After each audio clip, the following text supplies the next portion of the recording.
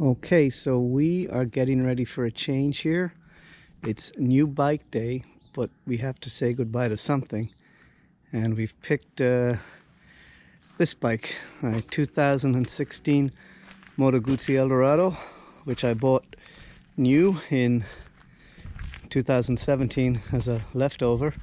There's still some out there, I think, at great prices.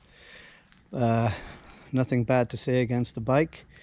I just felt like it was time for a change. A few of the things that I won't say they were a dislike, but that never really enamored me to this bike was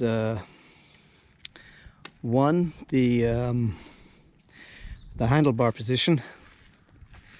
It's great, but there is the lack of a quick release windshield, and the windshield hardware that Moto Guzzi have on their accessory site is quite expensive. So that was one thing if you want to do a little two-up weekending away. And the other main thing for me was a lack of integrated luggage. There are aftermarket accessories out there that mount with the Moto Guzzi Cibo rails package, but that makes the rear of the bike really wide, and you can already see here with the flared out exhausts that the bike's pretty wide as is. So we're going to go looking for something a little different. I mean, I've only put less than 7,000 miles on this bike, and I had a great time on it. I mean, there's power everywhere on this thing, and it's probably a better motor than what we're going to pick up, but sometimes a change is as good as a rest. So for now we are going to be preparing for our last little spin on this Moto Guzzi, and when we come home we'll be on something completely different.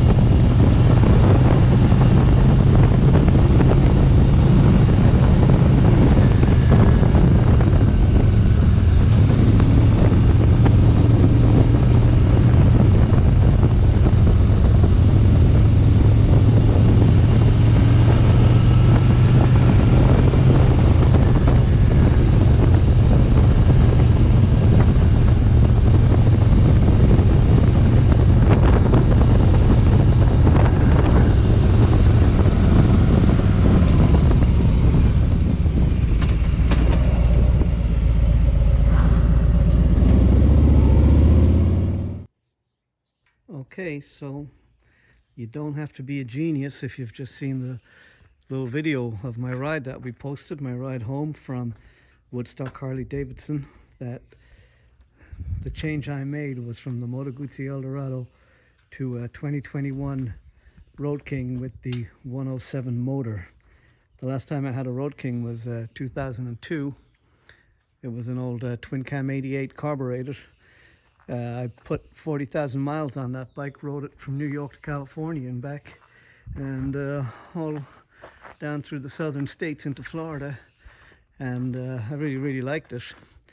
But sooner or later, you know, everybody looks for a change, so I got rid of the Road King and switched down to BMW touring bikes, where I pretty much still am. Actually, I still have a BMW Tourer, but ever since TR put those two FLHs together, I really missed the look of the Road King, and the Moto Guzzi for some reason just wasn't doing it for me. It was an excellent bike, I have to say, hard to fault it mechanically, and you know, a little bit of trepidation when you have a bike that's in good running order and paid for, and you trade it in and, you know, expose yourself to a little more debt with a brand new machine. But I just put 150 miles on this thing, so so far so good. What I like about it and what I don't like about it: first of all, I like the seating position. That's definitely probably the most traditional and best view in all of motorcycling, definitely in the United States anyway, I'd say. It's just that big chrome headlight nacelle from the Harley FL models. I mean, it's been there pretty much since the 30s all the way up to today, and that's your traditional American cruiser cockpit view, often duplicated. Never really but they never really get it right, you know. Couple of things, obviously, for 2021, everybody knows that the hydraulic clutch is a thing of the past, and we're back to cable clutches.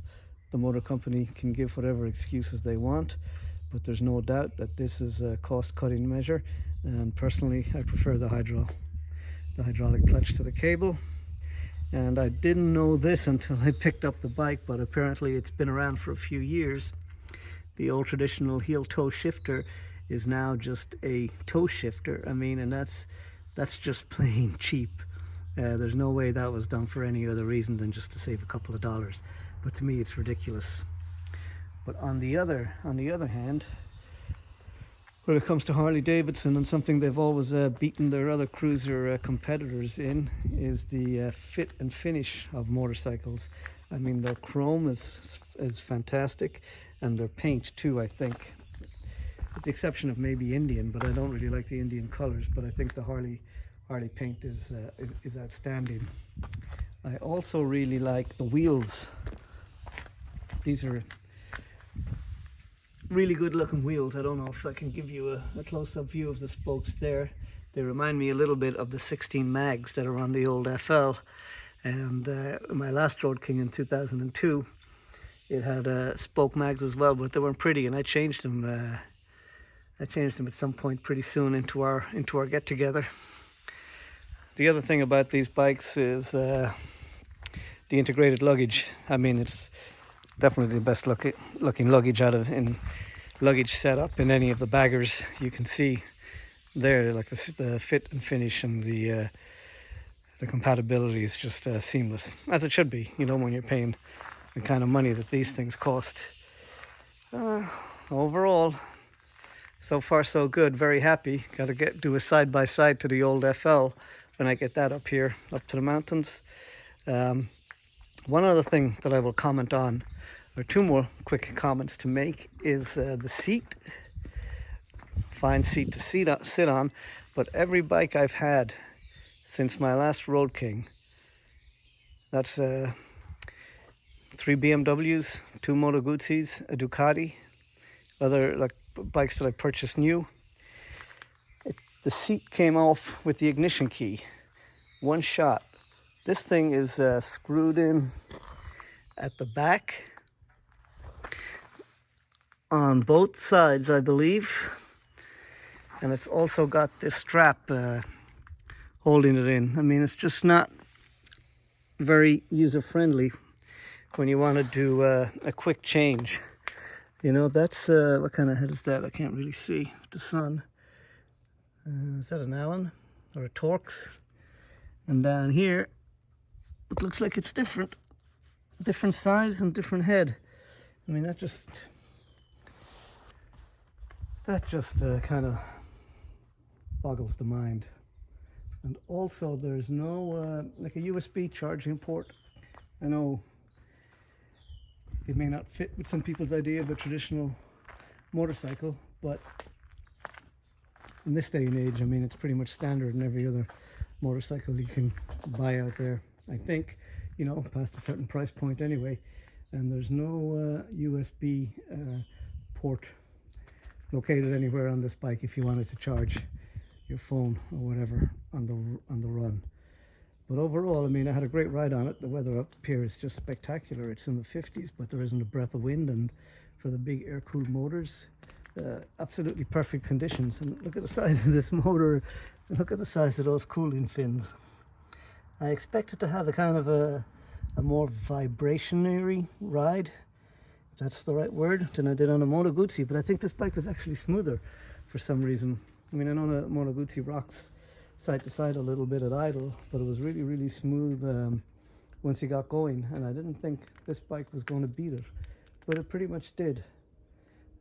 It's 107 inches, so it's a much bigger motor than a Moto Guzzi, but it lives a lot lower in the rev range. I mean, the Guzzi wanted to be up past 5,500. It would pull like a racehorse, but this thing lopes around at about seems to be happiest at about 3 grand so far. I mean, the motor's only got 100 and something miles on it, so we have to break it in and see what happens. Much more smooth and much more nimble than the bike was 20 years ago, like I say, when I had the 2002, but the appearance was pretty much exactly the same. I had a black one in 2002. It had a decal on it. I'm pleased to see that they're back to an old metal tank badge. I think that really looks a lot better. Chrome seems to be making a comeback as well. The dealer wanted to put me on a special, but I was pretty sure I wanted the big chrome headlight nacelle and the passing lamps. And also, that windshield is in exactly the wrong place. I'm going to have to try and get something a little shorter. It's I'm a shade under 5'8" when I sit in the bike. That's just directly in my line of sight. I'd rather look over it than I think look through it. So I might have to get the shorter windshield version. And also for the missus, we're going to need to get a sissy bar and a backrest. And we'll see what we'll do with the motor in a little bit if we start putting some kits on it. You know, I mean, everybody talks about the lack of power in Harley Davidson, but there's plenty of power there. It's just been smothered by emissions compliance. I guess there's probably a reason for that too, but it doesn't take too much to wake these things up and really get them going. So that's my new purchase. Next up, I'll put a video of this and the 79 side by side. We can see how much the bikes have or haven't changed in a generation or more. All right, so peace out, good luck, thanks.